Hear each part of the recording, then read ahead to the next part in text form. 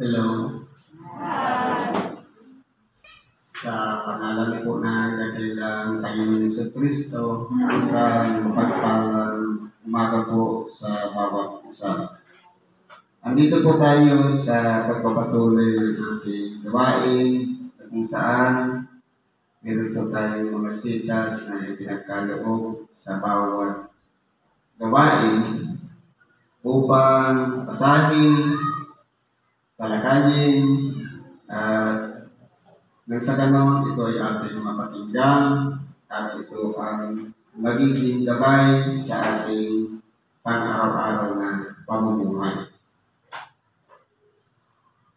Ang una pong aralin ay po sa unang sulat ni Apostol Pablo sa mga taga-Korinto, Kapitulo 15, versikulo 20 hanggang sa 27. Ang sabi po ganito, datapwat si Kristo nga'y muling binuhay sa mga patay, na siya ay naging pangunahing bunga ng natutulog.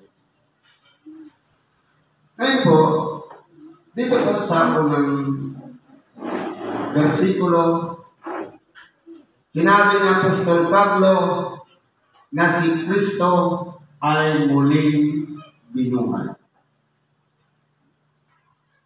Marami po ang nakakakilala sa ating dakilang Panginoon. Mula pa nung una, nung siya'y nabubuhay dito sa ibabaw ng sanlibutan, kilala siya ng mga tao. Pero po, si Kristo ay hindi lang pangkaraniwang tao. Oo, nabuhay siya sa laman, pero kakaiba siya sa lahat ng nabuhay sa buong sanlibutan. Maging nung unang panahon, bago siya isilang, hanggang ngayon, kaya nga naiiba siya dahil sa lahat ng mga tao na namatay, siya lang ang muling nabuhay. Kaya tinatawag na pangunahing bunga. Ibig sabihin, sa lahat ng tao, siya ang pinakauna na nabuhay na magpuli sa mga patay. Kaya po, kung titingnan po natin, lalo sa mga panahon ngayon, marami ang mga nagdidiskusyon o nagpapaliwalagan tungkol sa pagkakakilala ng ating dakilang Panginoong Jesucristo. Pero po, pagdating doon sa mga aral niya, sa kanyang mga pamantayan, sa kanyang mga kautusan, nagtatanong-tanong sila, hindi sila magkasundo. Pero kapag pinag-uusapan na ang resurrected Christ na nabuhay na maguli sa mga patay, wala na po silang maisagot. Dahil siya lang ang nag-iisang pinakapangunahing bunga na nabuhay na maguli sa mga patay. Kaya ano po sabi nito? Sapagkat yaman sa pamamagitan ng tao'y dumating ang kamatayan, sa pamamagitan din naman ng tao'y dumating ang pagkabuhay na maguli sa mga patay. Ngayon po, mayroong binabanggit dito si Apostol Pablo na dalawang tao. Sa pamamagitan ng isang tao, dumating ang kamatayan.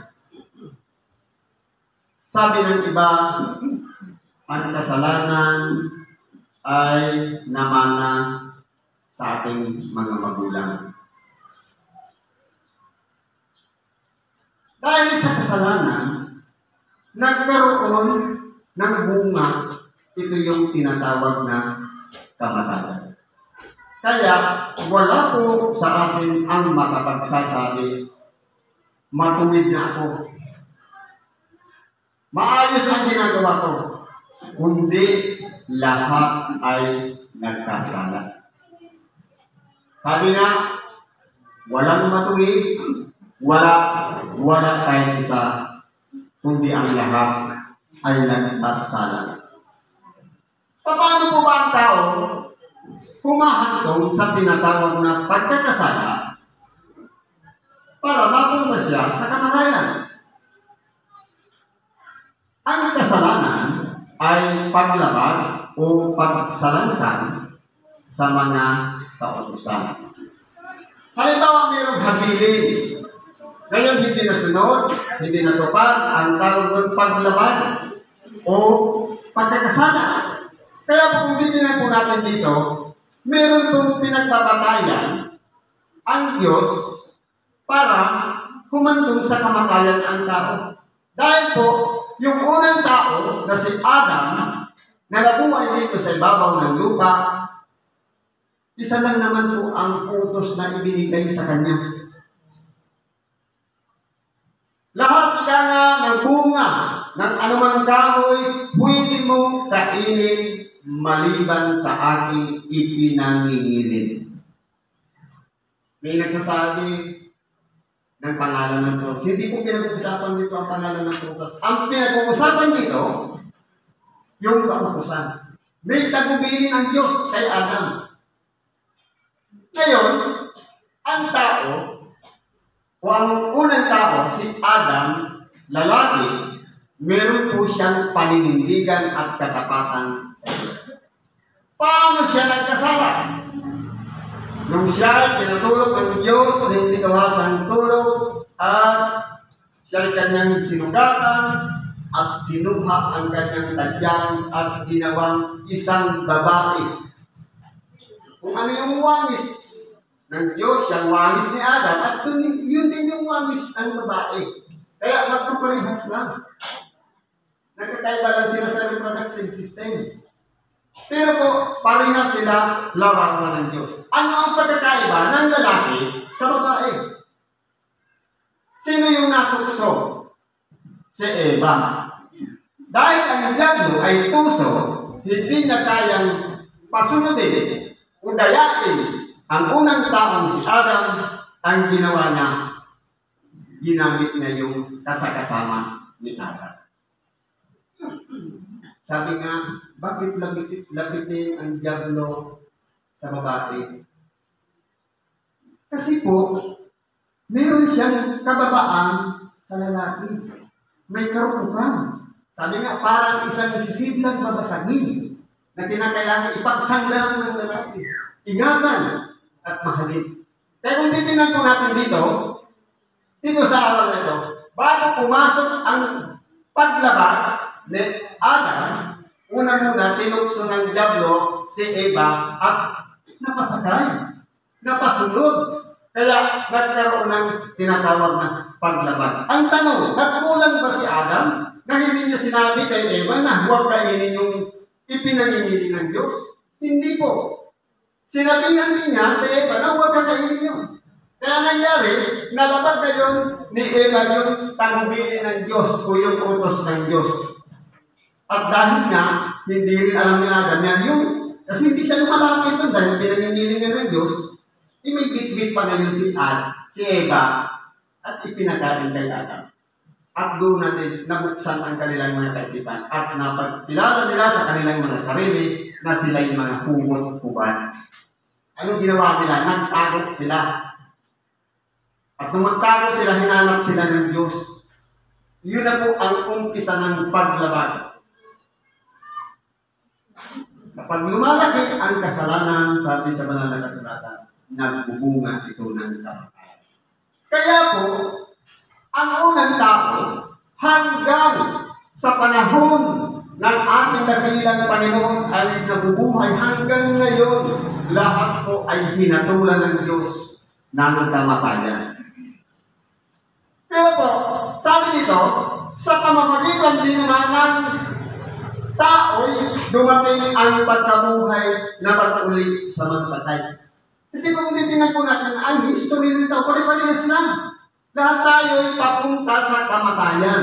Pero, nung mabuhay naman uli ang ating dakilang Panginoon, nagkaroon tayo ng chance na dapat ang tao hindi dapat magtatapos lang sa kamatayan, kundi si Kristo ang naging pangunahing bunga sa pagkabuhay na mag-uli ng mga patay. Dapat papunta rin tayo doon. Ibig sabihin, may chance tayo sa pagbabalik ng ating dakilang Panginoon sa mga sumusunod sa Kanya, tatanggap din ng pagkabuhay na magtuloy sa mga patay. Yun po yung pangako ni Kristo sa Kanyang pagbabalik. Sapagkat kung paano si Adam, ang lahat ay nangamatay, ganyan din naman kay Kristo, ang lahat ay bubuhayin. Ibig sabihin, pag sinabing lahat, walang exempted. Lahat tayo bubuhayin. Paano yung pagbalik ng ating dakilang Panginoon na buhay pa at hindi pa nararanasan ng kamatayan? Sa isang kisap mata, sila'y babaguhin. At yung mga namatay na, sila po ay bubuhayin. Sabi sa Ezekiel 37, at ang mga buto sa libis, sa mga parang, ay kanilang pagdudugtong-dugtongin. At magkakaroon sila ng mga linid. At sila'y babalutin ng laman. At sila'y muling hihingahan ng hininga ng buhay. At sila'y magiging isang kaluluwang buhay. Ibig sabihin, ibabalik muli ng ating dakilang Panginoong Diyos ang lahat ng mga taong nangangamatay na, kasama ng mga nabubuhay pa. Pagsasama-samahin, lahat tayo haharap sa ating dakilang Panginoong Hesus Kristo. Ibig sabihin, walang exempted, lahat ay bubuhayin. Lamang, nakabatay ang ating pagkabuhay naman ulit sa mga yung direksyon kung saan tayo patungo. Patungo ba doon sa buhay na walang hanggan o doon sa walang hanggan kaparusahan na kasama ng mga diablo, ng matandang dragon? Doon na nga ang panangalit ng kanilang mga ngipin. Ano pong pagpapatayan nun? Walang iba po yung ating mga gawa. Kaya po, kung tayo man ay nagkakasala na hindi natin sinasadya, halimbawa ngayon, nagkasala tayo, may panahon pa para magsisi. Hindi po ipinagkakait ng Diyos ang magsisi, ang magbago, ang humingi ng tawad, sapagkat hindi niya po yan ipinagkakait. Kung sa tao nga, kung magtanong si Simon Pedro, tungkol na lang sa ating kapwa, na magkasala sa ating ilang beses pa natin patunawarin. Magkapitulan po ba? Hindi ko sinasabing magkapito, kundi magkapitong 70 times 7 in English. It was 490. Ibig sabihin, kung sa tao nga, sa isang araw, unlimited ang pagpapatawad, paano pa kaya ang Diyos? Mas lalo po siyang damila sa tao, unlimited din siya magpatawad sa mga tao. Kaya po, tinitingnan po natin dito, kung sa tao ang kamatayan ng tao, magkasalanan ka na, namatay ka na sa pagkakasala, hindi po natin hawak ang buhay ng iba. Lahat po tayo, hindi pwedeng humusga sa iba, o kahit sa kanino man, sapagkat kasama rin tayo sa hukuman ng Diyos. Kaya pinag-iingat po tayo dito ng Diyos. Datapwa, ang bawat isa'y sa kanyang sariling katayuan.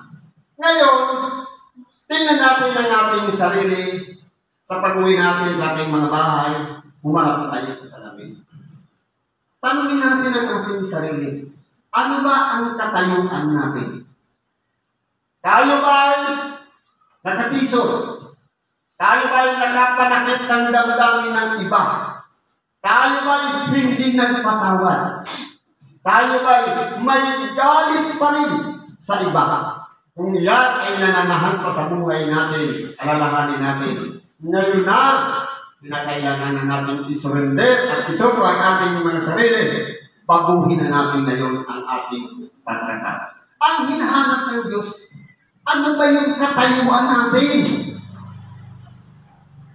Hindi pwedeng i-extend, hindi na muna ako magpapatalo sa kanila pag mamamatay na ako. Hindi pwedeng gano'n. Kung nga po pwedeng, ngayon na.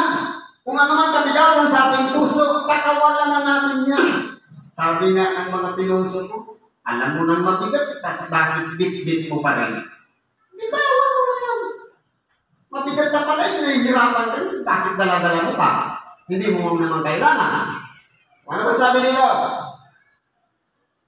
Ang bawat isa sa kanyang sariling katayuan. Si Kristo ang pangunahing bunga. Ngayon, kilala natin si Kristo. Hindi ibig sabihin, kilala natin si Kristo, sapat na yun. Kundi, kalaki po dun yung aral o salita ni Kristo na tinatawag kaputusan ni Kristo. Ano ba yung tinuturo ni Kristo? Kahit sabihin ba magaling tayong mas paliwanag ng Ebanghelyo, magaling tayong tumulong at gumagaling ng madali ang may karamdaman, meron tayong kapangyarihan tumulong sa kapwa na pagka sabi nga mabulaklak ang bibig magsalita ng Diyos. Ang problema, kung hindi naman sa atin, hindi dapat tayo magtiwala doon sa mga bagay na yaon na ating nakasanayan. Kundi, kinakailangan, dahil na si Kristo ay naging pangunahing bunga, dapat yung direksyon din ng ating buhay, dahil si Kristo ang sinusundan natin, nakasunod tayo dapat sa kanyang likuran. Ano ang sinasabi niya? Follow after me. Sumunod ka sa akin. Ngayon, kilala natin si Kristo sa pangalan. Ang problema, yung aral, minsan sinasalungat natin, useless po. Ang mangyayari natin, magpapaliwanag tayo sa bandang muli, sasabihin natin, nangaral ka na kasama namin. Nagtagaling din naman ako na may karamdaman. Ano sabi ng ating dakilang Panginoon? Magsilayo kayo sa akin, hindi ko kayo nangangakilala kung kayo'y takasaan. Kaya po, dalawang tagay ang sinusundan ng tao. Kilalanin si Kristo, dapat hanapin natin siya. Sabi nga, ikaw na ang maghahari sa amin. Tanungin natin ang ating mga sarili. Sino ba ang naghahari dyan sa puso natin? Sarili pa rin ba nating pagpapasya o kalooban ng Diyos? Kasi po, kung sarili natin pagpapasya, sinasakripisyo ang sarili. Pag kalooban ng Diyos, ang mangyayari po niyan, papahalagahan mo yung kapwa mo. Ignore mo yung sarili. Isasakripisyo mo yan. Pero pag sarili natin kalooban, pakialam ko sa iba. Basta ako magaling. Basta ako marunong. Basta ako nasa tama. Yan po ang tinatawag na pansarili. Kaya kung titingnan po natin dito, si Kristo ang pangunahin po pagkatapos ng mga kay Kristo sa kanyang pagparito. Sino-sino naman ngayon yung mga susunod na bubuhayin mag lahat po tayo may pag-asa. Kaya hindi pwedeng sabihin makasalanan ka na sa impyerno ka na. No. Hindi tayo dapat humatong sa ating kapwa sapagkat hindi natin alam, mas matuwid pa pala sa atin yung hinahatulan natin. Kaya po dahil doon pinag-iingat. Kung magkagayoy, darating ang wakas. Pagka ibibigay na niya ang kaharian ng Diyos sa magkatuloy bagay sa Ama, pagka lilipulin na niya ang lahat ng paghahari at lahat ng kapamahalaan at kapangyarihan. Ibig sabihin ng lilipulin, pagtatagumpayan. Kung ang ating dakilang Panginoon nga, nung siya'y mabuhay na matuloy sa mga patay, sinusundan natin, dapat yung direksyon din ng ating buhay patungo din sa pagtatagumpay ng ating dakilang Panginoon. Kung si Kristo'y nilibak, daranasin din ng lahat ng sumusunod sa ating dakilang Panginoon ang libakin. Kung si Kristo'y pinaratangan, paparatangan din ang lahat ng sumusunod sa ating dakilang Panginoon. Dahil alam natin anumang mga bagay na kung saan nangunguna si Kristo tayo nasa likuran, parehas din ang dadanasin natin sapagkat tayo nakasunod sa Kanya. Kaya kung titingnan po natin, lahat po ng tao, kung si Kristo ang naging pangunahing bunga sa mga nang nabuhay na mag-ulit sa mga patay, lahat tayong may chance. Kaya po, ihahanda din natin ang ating sarili. Ibig sabihin, ang itibilan natin, yung sarili nating siguridad. Hindi ba kumukuha tayo ng mga insurance?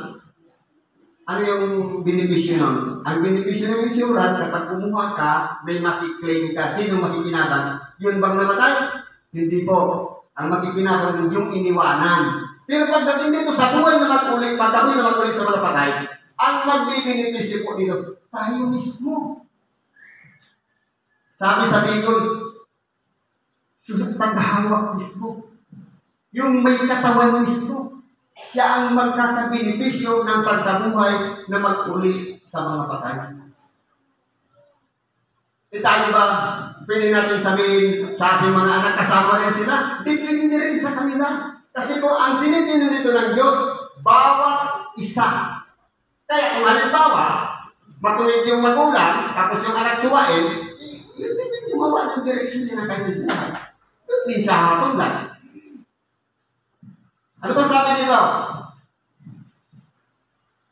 Pagkalilipulin na niya ang lahat ng kapamahalaan at kapangyarihan, sapagkat kailangan siya maghari hanggang sa mailagay niya sa ilalim ng kanyang mga talampakan ang lahat ng kanyang mga kaaway. Ang tanong, sino po ba ang mga kaaway ngayon dito ni Kristo? Ano bang ibig sabihin ng kaaway? Sabi dito, mailagay sa kanyang ang lahat ng kanyang mga kaaway. Ibig sabihin, kalaban o lumalaban. Ngayon, ang pinunang pinagtagumpay ng ating dakilang Panginoon, yung kamatayan. Meron nga mga nagdidiskusyon.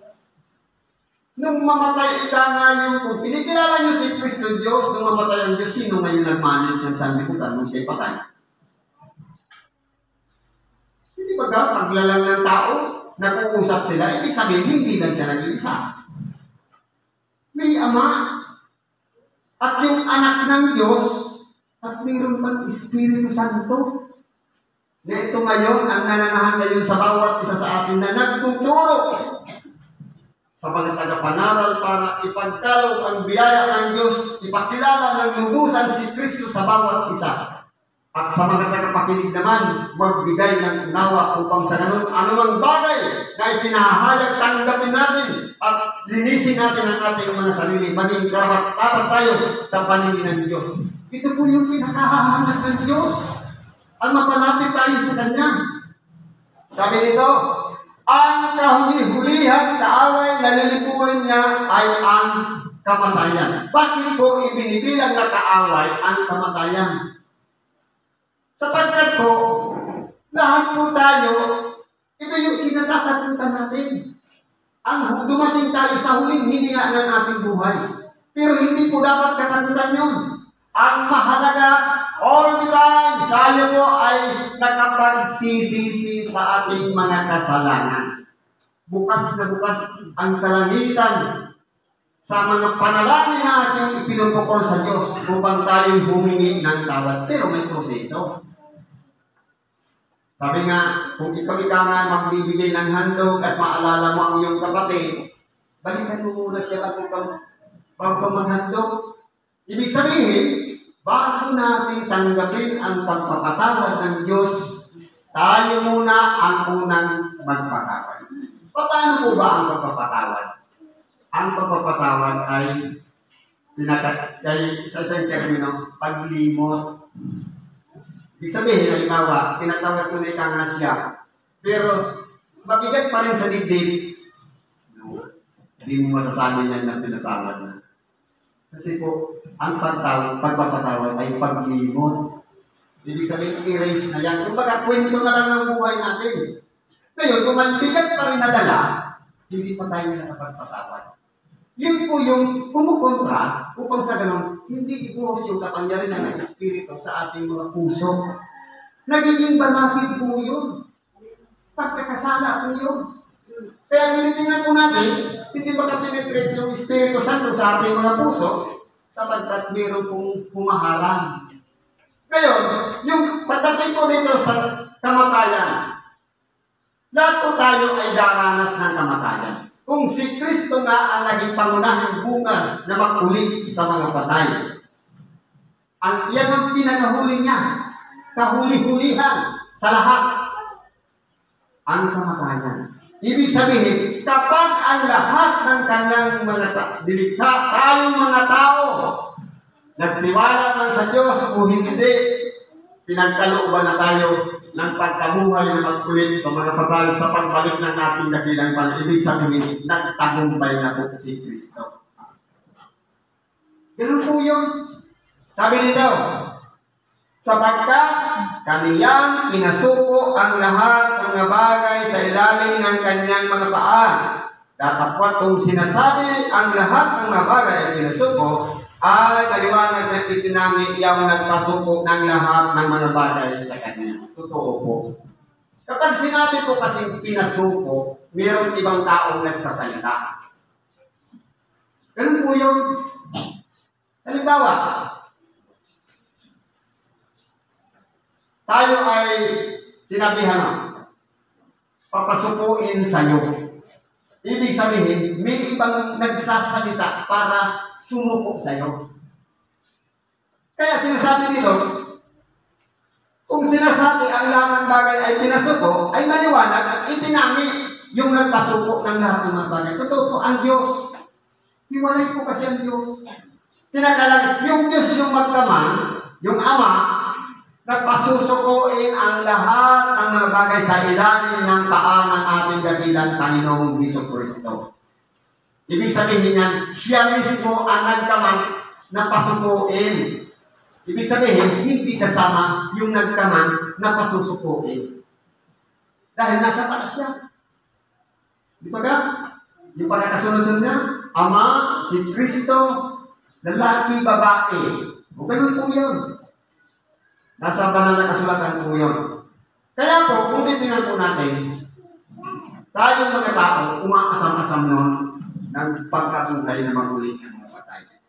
I-secure lang natin sa ating sarili yung direksyon na patutunguhan ng ating buhay. Dahil po, ang buhay dito sa ibabaw ng sanlibutan. Maisip lang. Sabi nga dito sa itaas natin sa 20, sa 19. Kung sa buhay lamang na ito tayo nagsisiasa kay Kristo, ay tayo na sa lahat ng tao ang lalong nahabag-habag. Kung ang isip lang natin, may makain lang tayo, sapat na yung makapagpaaral sana, sapat na yung makalagpas sa mga suliranin sa buhay. Kung hanggang dito lang, hindi natin pinag-iisipan yung buhay na walang hanggan, sabi nga, tayo na ang pinagkakahabag-habag. Kaya pinakailangan natin mag-isip. Sabi nga, isip ng mas mga advanced na bagay. Yung tungkol sa resurrection o pagkabuhay na magmuli sa mga bagay. Mag-advance tayo ng pag-isip. Para sa ating mga sarili naman yan. Ang haramin natin, yung pinihanda ng Diyos na buhay na walang hanggan. Siguro po, hanggang dito lang ang pagkikibagay natin sa oras nito. Salamat po sa Diyos at anuman ang ating magalingan, karaingan, ilamin po natin sa Diyos. Pagkatiwala natin sa ngalan ng Kristo. Salamat at mapagpalang araw sa bawat isa.